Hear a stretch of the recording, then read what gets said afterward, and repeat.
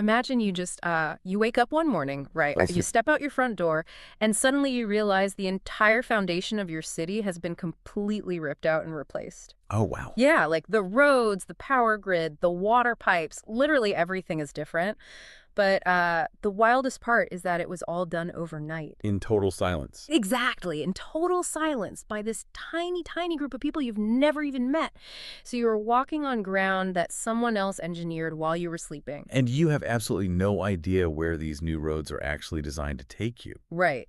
And that invisible, silent construction project, that is exactly what is happening right now with artificial intelligence. It really is. Because, we have this stack of notes and excerpts today from Karen Hao's investigative book, Empire of AI, Dreams and Nightmares, in Sam Altman's OpenAI. Such a fascinating read. It's incredible. And the premise we're looking at here isn't just, about the latest chatbot features or what your app can do today. Right. It goes way deeper than that. Yeah. It is about how the most powerful technology in human history is being built basically behind closed doors by just a handful of companies racing for absolute dominance. Yeah, a true arms race. So our mission for this deep dive today is to extract the crucial insights from Hao's reporting. We really want to help you, the listener, understand the hidden power struggles, the corporate mechanics, and, well, the geopolitical incentives that are actively architecting the future of our civilization. Which is a pretty heavy task for one day, but so necessary. Completely necessary. Okay, let's unpack this, because we really need to start by looking at the specific structural pivot that OpenAI made. Right. The one that permanently altered the trajectory of AI development. Yeah, I mean, the shift from this idealistic research lab to an absolute corporate juggernaut is, well, it's really the defining story of this entire technology. It's wild to look back on. It is, because when OpenAI was founded back in 2015 by Sam Altman, Elon Musk, and a few others, it was explicitly structured as a 501c nonprofit. A nonprofit, like legally. Legally a nonprofit. The stated mission, right there on paper, was to build artificial general intelligence safely and then distribute those benefits to all of humanity. Totally free from the pressure of quarterly earnings or shareholder demands. Exactly.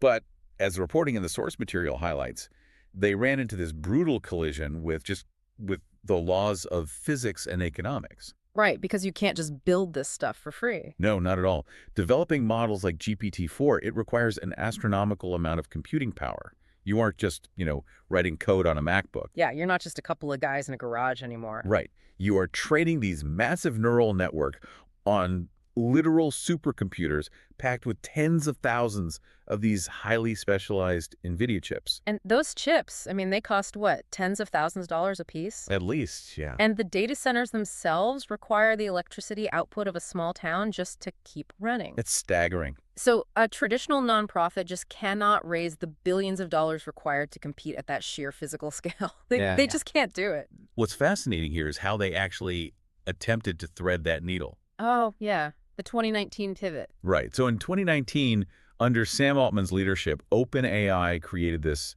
capped profit subsidiary. Which sounds like an oxymoron, capped profit. It kind of is.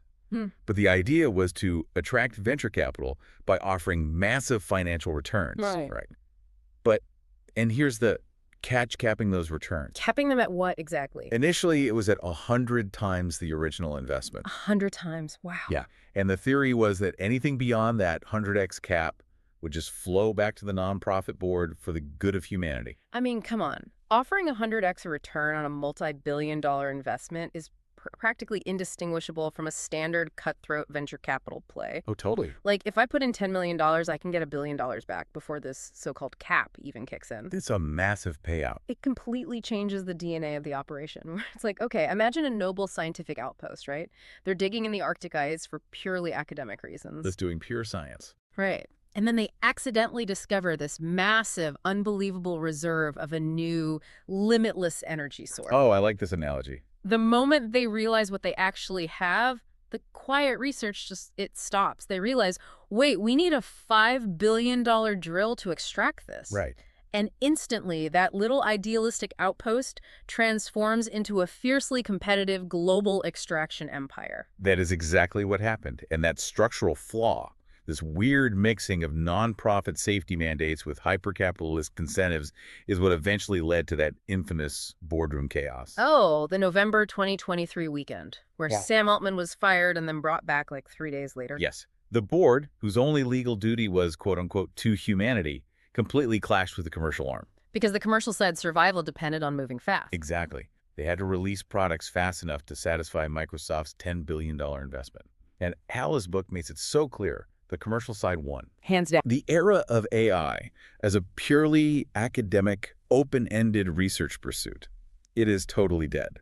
We are now in a full-blown geopolitical and economic arms race. Yeah, and the source material actually uses this specific term, intelligence infrastructure, to describe the ultimate prize of this arms race. It's such an important concept. It really is, because when we hear the word infrastructure, you and I, we think of bridges, right?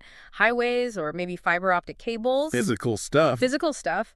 But companies like OpenAI, backed by Microsoft, or Anthropic, backed by Amazon, they're trying to build the base layer for reasoning itself, for problem solving and decision making. Right. The goal isn't just an app. The goal is to become the underlying cognitive engine for the entire global economy. Which is terrifying when you think about it. It is, because whoever controls that intelligence infrastructure dictates the flow of information.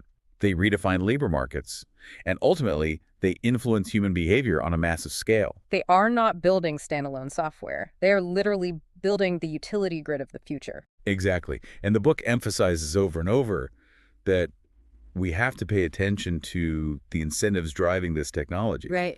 Because the most important systems are often completely invisible to the people who are most affected by them. Okay, wait. I actually have to push back on that invisibility claim just a bit. Oh. How so? Well, people interact with AI constantly now. Millions of people are using ChatGPT every single day. Sure. They're using it to write code, to draft emails, summarize huge documents. The interface is sitting right there on their phone screen. How is this an invisible infrastructure if everyone is looking right at it? Well, if we connect this to the bigger picture, the interface you see on your phone is highly visible, sure. But the infrastructure powering the wider economy is not. Okay, unpack that for me. Think of the API layer, the application programming interface.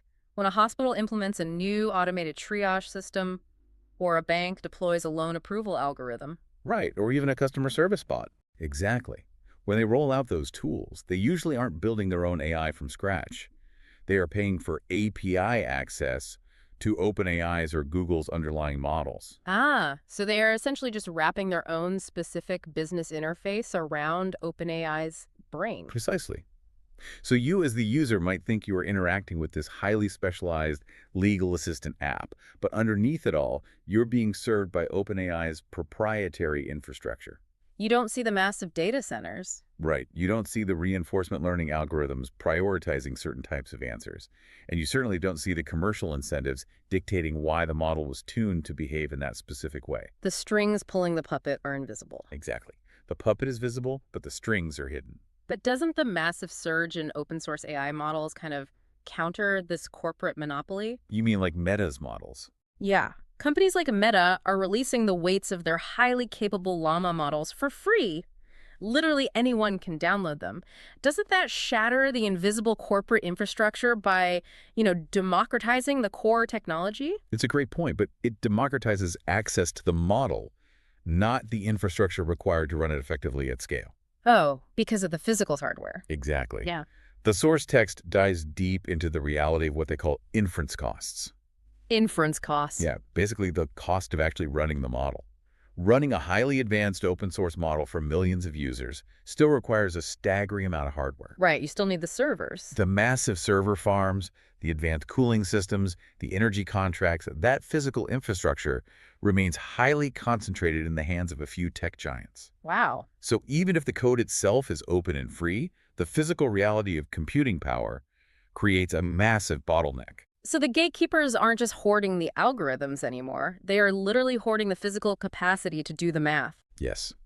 And that physical capacity is rapidly becoming a matter of national security. Oh, the geopolitics of it all. Exactly.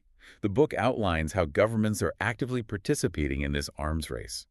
Look at the United States implementing strict export controls to prevent advanced AI chips from reaching rival nations. Right, restricting NVIDIA from selling to certain countries. That proves that this is no longer viewed as just a consumer software market. Yeah. It is being treated like weapons-grade uranium, That's a chilling comparison. but an accurate one. The infrastructure might be invisible to the everyday end user, but it is glaringly obvious to geopolitical strategists. Man, okay, here's where it gets really interesting. Because we are currently witnessing a violent collision between two completely different speeds of existence. The pacing problem. Yes, the source text points out that AI capabilities and the underlying hardware, they're improving on an exponential curve. Skyrocketing. But human society, our governments, our laws, our educational systems, regulatory bodies, they move linearly. They are inherently designed to be slow and deliberate. And that mismatch in speed is one of the most critical threats identified in Howe's reporting. Our institutions were designed for an era of gradual change. Right. A regulatory body operates on a timescale of years or even decades, just to draft legislation, hold hearings, and finally implement rules. While advanced AI operates on a timescale where a model released in January might be functionally obsolete by November. Replaced by a system with emergent capabilities that no one, not even the creators, fully predicted. It's like trying to regulate this technology using our current legislative system is like trying to write traffic laws for cars that are actively redesigning their own engines and Right. swapping out their wheels and adding wings while they are driving down the highway at 100 miles an hour. That's exactly it. By the time you pass a law dictating the speed limit, the vehicle is already flying. The pacing problem, as it's called, creates severe societal instability. And the book details how regulators are caught in this massive bind. Because they want to regulate, but they're scared to. Exactly. On one hand, they see the urgent need for guardrails. They're worried about deepfakes, algorithmic bias, massive labor displacement. Real, tangible threats. But on the other hand, because this is a geopolitical arms race, lawmakers are terrified of over-regulating their domestic companies. Because they'd just be handing technological supremacy to international rivals. Exactly. If the U.S. puts a hard speed limit on OpenAI and Google, they worry they're just, paving the way for foreign dominance in the intelligence infrastructure. And that geopolitical fear acts as a massive accelerant. It ensures that the speed of commercial deployment will continue to outpace the speed of societal adaptation. Which means things are going to break. Oh, absolutely. The text argues that the future will brutally punish rigid systems. Institutions that rely on the old, linear way of processing information and adapting to change, they are going to fracture under the pressure of exponential capability. And I feel like the labor market is a perfect example of that splintering. Oh, without a doubt. We have an education system that spends 4 to 6 years training a person for a very specific knowledge work task. Right.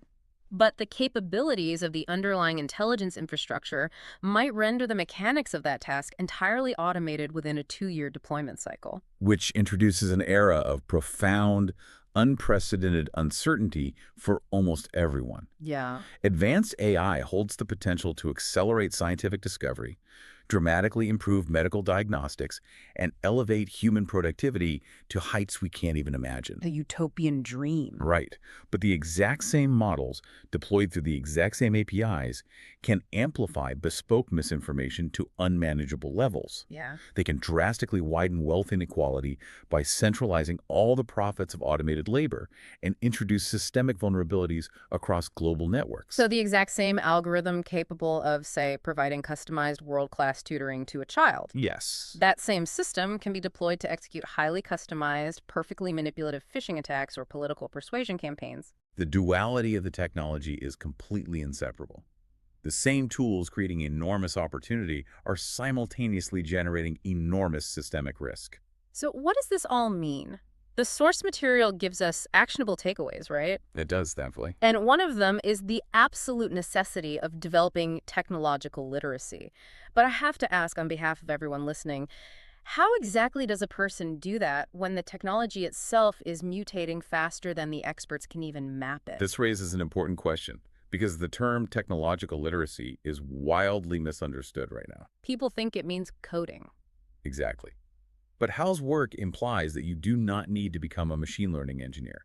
You absolutely do not need to understand the advanced calculus behind transformer architecture or how to write scripts in Python. Oh, that is such a relief for anyone listening who really doesn't want to go back to school for computer science right now. Truly, the survival guide in an era of exponential change relies entirely on critical thinking regarding systems and incentives. Okay, break that down for me. Technological literacy today means recognizing the invisible layer we talked about. When you use a new AI tool, you should immediately be asking, who actually owns the infrastructure powering this? Right. What is their specific commercial incentive? How is this system funded? And how does it need to alter my behavior to justify its multi-billion-dollar valuation? So it is really about pulling back the curtain. You don't need to know how to build the wizard's machine, No. but you absolutely need to know that there is a wizard pulling levers, and you need to figure out what the wizard actually wants. Exactly. If you understand the capped profit structure of OpenAI that we discussed, you suddenly understand why their models are pushed to market so aggressively. Makes total sense. If you understand the geopolitical arms race, you understand why internal safety teams are sometimes overruled by product teams. True literacy is about observing how these systems intersect with business, labor, and society, rather than just marveling at the software's output. So the people who thrive will be the ones who maintain that critical lens. They won't just adopt the new technology blindly. They will interrogate the infrastructure. Adaptability is no longer just a buzzword to put on a resume. It is the fundamental requirement for navigating a world where the baseline of cognition is constantly being upgraded by commercial entities. Wow. When we weave all these threads together, the shift from an idealistic nonprofit to a hyper-capitalist capped profit structure, Right. the race to own the invisible API layer of the entire global economy, the terrifying speed of technological deployment completely outpacing our rigid laws. And the geopolitical panic fueling it all. Exactly. It all points to one massive conclusion. The AI revolution isn't just a technological upgrade. It is a fundamental seismic shift in global power and control. It is literally a re-architecting of the systems that manage human civilization. And understanding these systems early gives you, the listener, a significant advantage. By recognizing the invisible infrastructure being built around you, you are far less likely to be unknowingly steered by the commercial incentives baked into its design. Knowledge of the architecture is the only real defense against being seamlessly manipulated by it. Which brings me to a final thought for you to mull over. We started today by picturing an invisible foundation being poured under your city while you sleep, right? Yeah. If a handful of capped profit companies ultimately control the intelligence infrastructure that curates our information, automates our labor, and directs our attention, what happens to our own human agency? That is the ultimate question. When our everyday decisions, what articles we read, what products we buy, how we interpret the news, and even how we vote, when all of that is seamlessly guided by an artificial intelligence whose core incentives are fundamentally commercial. At what point do our choices stop being our own? It's chilling to think about. It is a heavy question, but one we all need to be asking right now. So stay curious, keep questioning the invisible systems being built around you, and we will see you on the next deep dive.